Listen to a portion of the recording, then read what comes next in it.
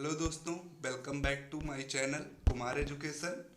आज हम पढ़ने जा रहे हैं विश्व के तीसरे सबसे बड़े महाद्वीप अमेरिका महाद्वीप के बारे में। और सबसे पहले उससे पढ़ने से पहले हम इसको जानेंगे लिस्ट ऑफ लोकेशन के बारे में।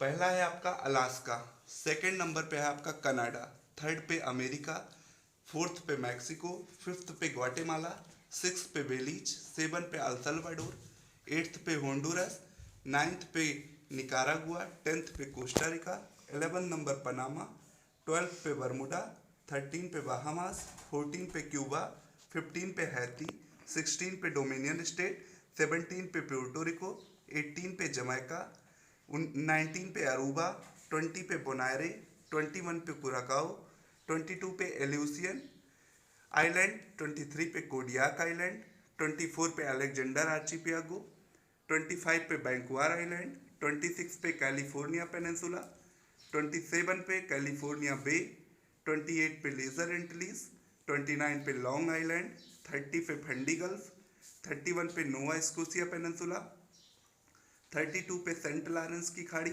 33 पे न्यू फाउंडलैंड आइलैंड, 34 पे ग्रीनलैंड, 35 पे एलिस मरे आइलैंड, 36 पे बैफिन आइलैंड, 37 पे बैंक आइलैंड, 38 पे विक्टोरिया आइलैंड, 39 पे एलिजाबेथ आइलैंड, 40 पे हडसन बे, 41 पे जेम्स बे, 42 पे बैफिन बे।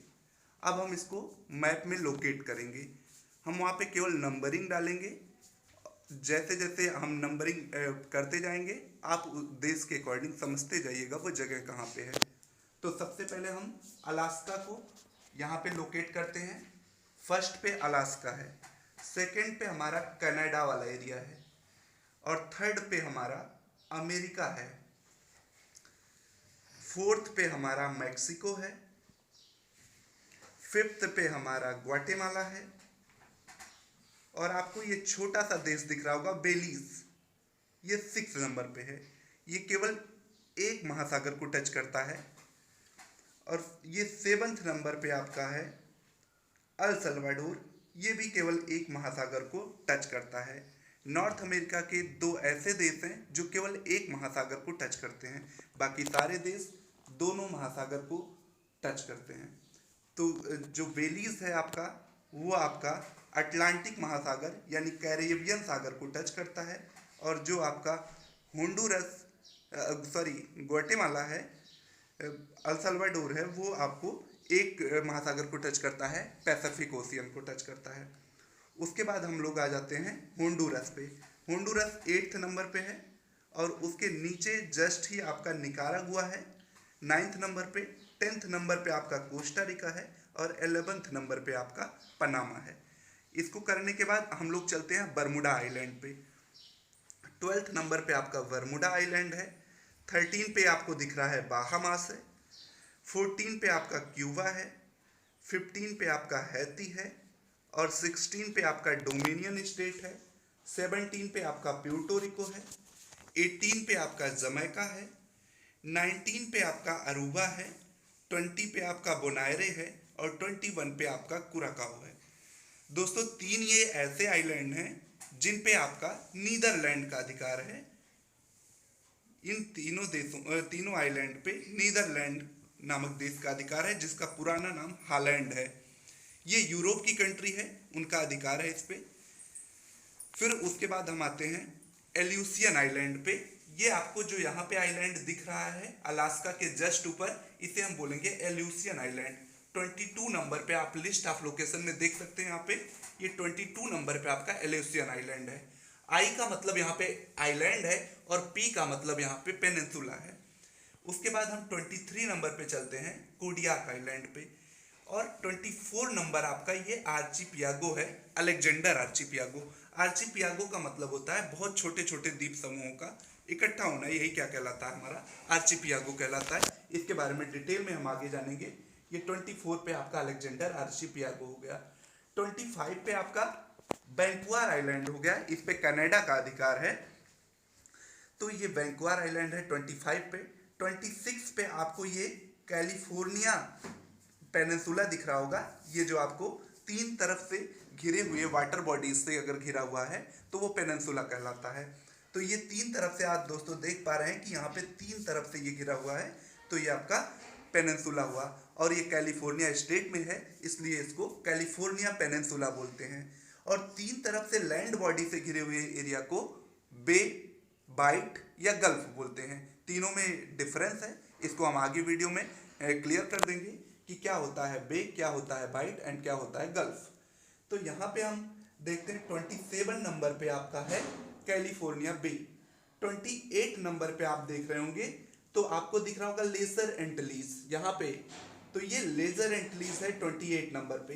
ये आपको जो छोटे छोटे कैरिबियाई देश दिख रहे थे जिसे हम वेस्ट इंडीज कंट्री बोलते हैं, तो ये छोटे छोटे देश जो यहाँ पे आपको दिख रहे हैं, Cuba, Haiti, dominion state and Puerto Rico, ये सब ग्रेटर एंटिलीज के पार्ट हैं। और ये आपका लेजर एंटिलीज है, तो इसमें भी बहुत छोटे छोटे आइलैंड बहुत सारे हैं, आप उसके बारे में बाद में देखेंगे हम लोग। ये 28 नंबर पे है लेजर एंटिलीज। 29 पे आपको यहाँ पे दिख रहा होगा छोटा सा आइलैंड लॉन्ग आइलैंड। इसका न्यूयॉर्क का थोड़ा सा पार्ट हमारे लॉन्ग आइलैंड पे है, और कुल मिला के न्यूयॉर्क 3 आइलैंड पे है, लेकिन थोड़ा सा पार्ट हमारा लॉन्ग आइलैंड पे पड़ता है। उसके नीचे ही जस्ट आपका यहाँ पे फंडी की खाड़ी है। फंडी की खाड़ी ये 30 नंबर पे है। फंडी की खाड़ी के बारे में दोस्तों थोड़ा सा हिंट हम आपको दे रहे हैं। विश्व के सबसे हाई टाइड यानी सबसे उच्च कोटि के ज्वार कहाँ पे आते हैं? फंडी की खाड़ी में। उसके जस्ट ऊपर आप जाएंगे तो आपको नोवा स्कोशिया पेनिनसुला मिलेगा। दोस्तों पेनिनसुला के बारे में पहले बता चुके हैं, तीन तरफ से घिरी हुई वाटर बॉडीज जो है वो पेनिनसुला कहलाती है। तो ये हमारा पेनिनसुला है 31 पे। एंड 32 पे आपकी ये सेंट लॉरेंस की खाड़ी है। दोस्तों सेंट लॉरेंस खाड़ी के बारे में भी हम बता दे रहे हैं। सेंट लॉरेंस नदी यहाँ पे आके गिरती है और पूरे विश्व में सबसे बड़ी एस्चुरी का निर्माण करती है। एस्चुरी और डेल्टा में डिफरेंस होता है, नदियाँ एस्चुरी भी बनाती हैं, डेल्टा भी बनाती हैं, लेकिन सेंट लॉरेंस की खाड़ी एस्चुरी बनाती है, जिसे हिंदी में ज्वार नदमुख कहते हैं। तो ये विश्व की सबसे बड़ी जो है सेंट लॉरेंस की खाड़ी है। तो इसके आगे हम लोग चलेंगे 33 नंबर पे। तो 33 नंबर पे आपको यहाँ पे दिख रहा होगा एक तीन तरफ से वाटर बॉडीज से घिरा हुआ, तो ये भी आपका पेनिनसुला है, जिसे हम लोग नोवा स्कोशिया न्यू फाउंडलैंड आइलैंड बोलते हैं। तो ये तीन तरफ से बेसिकली घिरा हुआ है, लेकिन यहाँ से थोड़ा ही लगा होने के कारण ये क्या बन जाता है? आइलैंड बन जाता है, वरना ये पेनिनसुला होता। तो इसलिए इसको हम लोग न्यू फाउंडलैंड आइलैंड बोलते हैं। दोस्तों इसके बारे में हम आपको बताएंगे कि ये यहाँ पे मछली उत्पादक क्षेत्र है, मत्स्य डागर बैंक जिसे आप बोलते हैं। यहाँ पे बहुत बड़े मछली उत्पादक क्षेत्र हैं। इसका रीजन भी हम आपको बताएंगे कि क्यों यहाँ पे मछलियाँ पाई जाती हैं। ऊपर से आने वाली लैब्राडोर जो कि ठंडी करंट है, और नीचे से जाने वाली गल्फ स्ट्रीम जो कि गर्म करंट है। जब दोनों करंट यानी दोनों धाराएं आपस में मिल जाती हैं तो वहाँ पे मछली उत्पादक क्षेत्र बन जाता है। तो इसके बारे में हम लोग बाद में देखेंगे कि कहाँ कहाँ पे हम पूरे विश्व में कहाँ कहाँ पे मछली उत्पादक क्षेत्र बनते हैं और क्यों वो मछलियों के लिए आकर्षक होती है वो जगह। तो इसके बारे में हम बाद में बात करेंगे। तो 33 नंबर पे हम लोग न्यू फाउंडलैंड आइलैंड देख रहे हैं। 34 पे आपको यहाँ पे ग्रीनलैंड दिख रहा होगा। विश्व का सबसे बड़ा जो है आइलैंड है ये आपका ग्रीनलैंड। तो ग्रीनलैंड जो है आइलैंड, ये राजनीतिक रूप से यानी पॉलिटिकल रूप से ये तो नॉर्थ अमेरिका का पार्ट है। अगर आप देखेंगे तो यहाँ पे लग रहा होगा आपको कि ये नॉर्थ अमेरिका में है, बट ये जो है यूरोप का पार्ट है, यानी डेनमार्क का इस पे अधिकार है। यूरोप की एक कंट्री है डेनमार्क जिस पे इसका अधिकार है। तो ये ग्रीनलैंड बेसिकली देखने में आपको लग रहा है, लेकिन ये इसका पार्ट नहीं है। और ये भी आप जानते हैं कि ये पूरे विश्व का सबसे बड़ा आइलैंड है। उसके बाद 35 नंबर पे हम चलते हैं। यहाँ पे आपको दिख रहा होगा एलिस मरे आइलैंड। ये एलिस मरे आइलैंड है दोस्तों। आइलैंड उसे हम बोलते हैं जो चारों तरफ से वाटर बॉडीज से घिरा हो, उसे हम आइलैंड बोलते हैं। 36 नंबर पे आपको दिख रहा होगा यहाँ पे बैफिन आइलैंड। 37 नंबर पे आपको यहाँ पे दिख रहा होगा बैंक आइलैंड। ये है बैंक आइलैंड दोस्तों। 38 पे आपको दिख रहा होगा विक्टोरिया आइलैंड। जो ये बड़ा आइलैंड आपको दिख रहा है ये विक्टोरिया आइलैंड है। और ये 39 पे आपको दिख रहा है एलिजाबेथ आइलैंड। और यहाँ पे आपको एक बे दिख रही होगी, बे मतलब खाड़ी वही, यानी आपको यहाँ पे हडसन बे दिख रही है, जो बे दिख रही। और ये नीचे जो छोटा सा पार्ट आपको दिख रहा है हुआ है ये डाउन की तरफ, ये 41 नंबर पे आपका जेम्स बे है। और यहाँ पे आपकी बैफिन बे है, ये आपकी बैफिन बे है, ये वाला एरिया बैफिन बे है, यानी 42 नंबर पे ये बैफिन बे। दोस्तों अभी बहुत कुछ इसमें छूटा हुआ है, उसके बारे में हम अपने नेक्स्ट वीडियो में बात करेंगे। जैसे यहाँ पे आपका मैक्सिको बे है, गल्फ ऑफ मैक्सिको, यहाँ पे आपका उंगावा बे है, यहाँ पे उंगावा पेनिनसुला है, ये आपका युकाटन पेनिनसुला है, ये फ्लोरिडा पेनिनसुला है।